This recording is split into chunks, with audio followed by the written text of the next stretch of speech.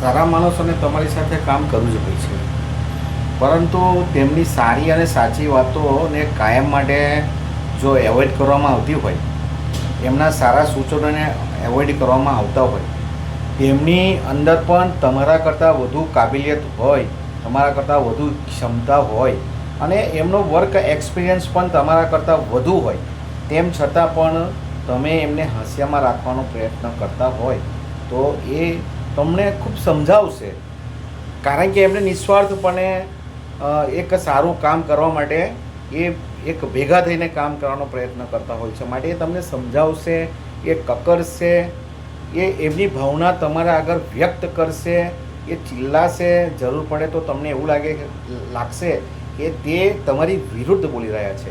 પરંતુ તેવા સમયે તમારે થોડુંક આત્મચિંતન કરવાની જરૂર છે કે આવા માણસો, આવા સારા માણસો, સમાજના આવા સારા માણસો કેમ આપણાથી દૂર થઈ રહ્યા છે, કેમ તેઓ આપણી સાથે કદમથી કદમ મિલાવીને ભળી શકતા નથી.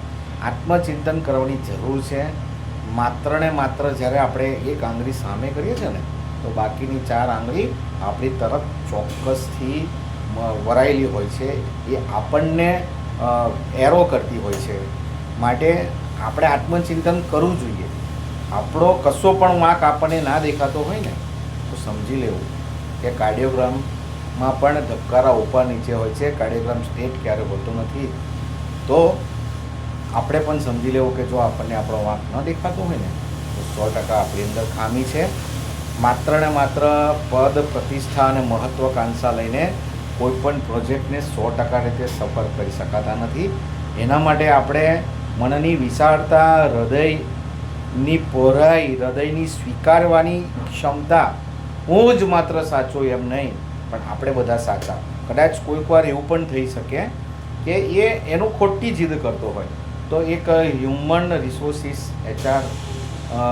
એચઆરનું એક સૂત્ર છે કે એકવાર તમે એને હામાં હા કરી દો, ત્યાર પછી એની સાથે તમે ચાલવાનો પ્રયત્ન કરો, ત્યાર પછી એ તરત જ માની જશે કે ના, આ મારી ખોટી ચીજ છે. પરંતુ માણસોને ગુમાવો નહીં, સારા માણસોને ગુમાવો નહીં. અને જો સારા માણસો હશે ને તેમનાથી બી ભૂલ થશે, કારણ કે માણસો એ માણસ એ દેવ નથી.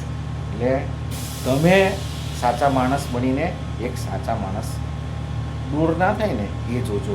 સાચો માણસ દૂર થાય ને એનો મતલબ એ છે કે તમે કુદરતથી દૂર થયા. આજનો મારો આ વિડીયો તમને ગમ્યો હોય તો પસંદ કરજો, લાઈક કરજો અને શેર કરજો.